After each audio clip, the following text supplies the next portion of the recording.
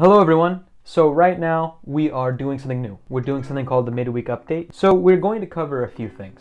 And the few things that we're going to cover are, is Japan's borders open and what's the tentative plan? I'm going to update you not every week, but every other week on Wednesdays. The second thing is, how is the Borderlink journey going? What new updates have come out from them? And the third thing is, how is the journey going overall? So my personal thoughts on the matter and how I'm feeling about the whole thing and how logistically it's going. This is just something new that I'm trying. So every other Wednesday, you're gonna get kind of an update on what I find. So Japan's entry update. The borders are unfortunately still closed to tourists and other non-visa holders. However, on Monday, October 21st, the J file was released by the Japanese government that states that the foreign students are essential to the Japanese system. So they're going to start easing the travel ban and as soon as possible start getting some students into the mix. However, according to japanguide.com, the statement reads, "The outbreak of the coronavirus has had a big impact on tourism in Japan.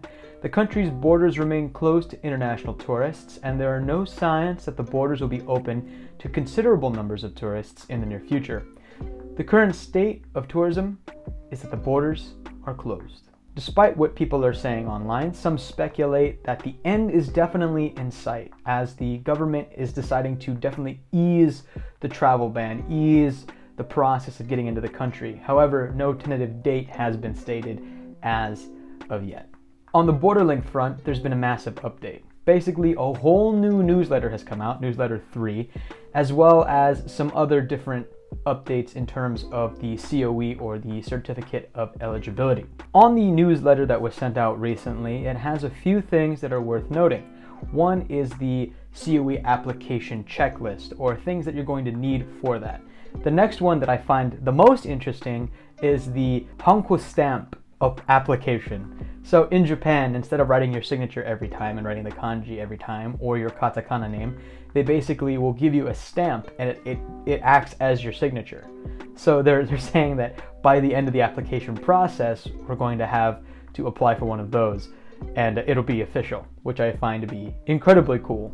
The next thing, I believe I've covered this in one of my Japan classes, but it's the momijigiri, or the fall or autumn leaf viewing. Is similar to the hanami season, but instead of it being cherry blossoms, it's the maple leaves in Japan. And they have different locations kind of stating where some good places are to go and view that. Next is the Essential Japanese section. They always put this section. The Essential Japanese is basically telling you how to count, and then some other essential vocab. Since we're going to be ALT teachers, we're going to be teaching in a variety of schools, so they have different things that talk about the types of schools that there are out there. So my thoughts and comments on the journey to Japan so far. I've had the honor and privilege of being able to assist many people in terms of their interview process, and even this channel has been just impacting me in so many ways. I love making videos, I love helping. Overall though, I'm starting to feel the melancholy or bittersweetness that's winding down to leaving home again. So after my stint in Chicago, I came home and I immediately started applying to go to Japan. And once I got the job, I realized that it would only be about 5 months until I'd go and head out there. And it would be like leaving home for a second time. I did this once back when I just graduated high school and I went to college in Oregon. But now it feels like I'm doing it all over again. And this time not just to the same country, but to a vastly different country all the same. It's not my first time ever going to Japan. In fact, on Friday, I'm going to show you my 2017 Japan trip. It's going to be pretty cool. I had a great time looking at that and going over that again. So it's the catalyst that started this whole journey. So be ready for that one. It's a long video. It's about 30 minutes. The next thing that it kind of comes to mind is the frailty of life, and how when I went to Texas recently to go see my grandparents, and you know, they're getting older, and I'm understanding more and more how spending time with your loved ones is so essential.